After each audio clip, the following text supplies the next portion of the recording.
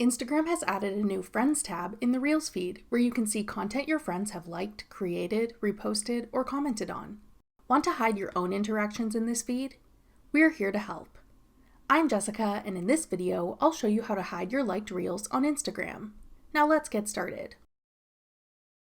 To hide your activity in the Friends feed on Instagram, open Instagram and go to your profile. Tap the menu icon in the top right corner. Then scroll down and select Activity in Friends tab.